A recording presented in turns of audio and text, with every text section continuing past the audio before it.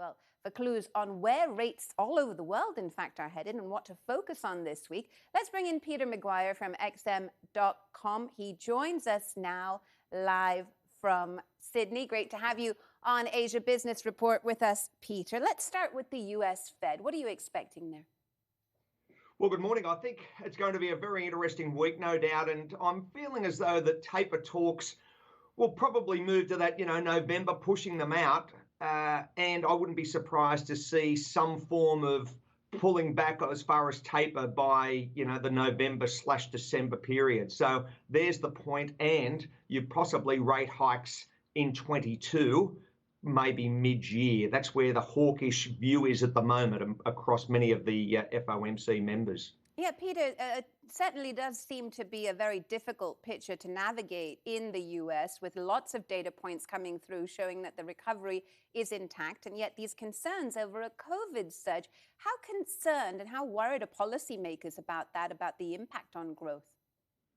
Well, that's the issue, and that seems to be always the moving sands, the shifting sands, in the sense where it's hard to get an actual viewpoint. And so in turn, that could be the push out to create, again, an unknown. And that sensitivity to the market really creates a point in time where traders say, where are they going to, when's going to be the drop dead date, and when are we going to see some action? And that's the unknown. So it really worries people like myself as far as trading on these markets, the uncertainty factor as far as COVID. Yeah, let's look a bit closer to a country that is also looking at a rate decision here in this part of the world, the Bank of Japan. What are you expecting there? Well, I'm looking at being a fairly boring week for Japan. I don't think that there's going to be any dramatic news coming out there or surprises. So it's going to be very tempered.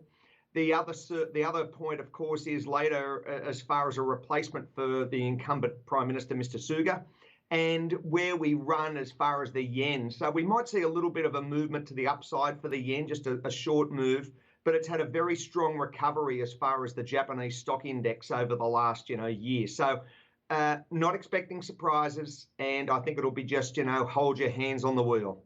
Peter McGuire there from XM.com on all the rate action that we're expecting this week. Thank you for joining us on Asia Business Report.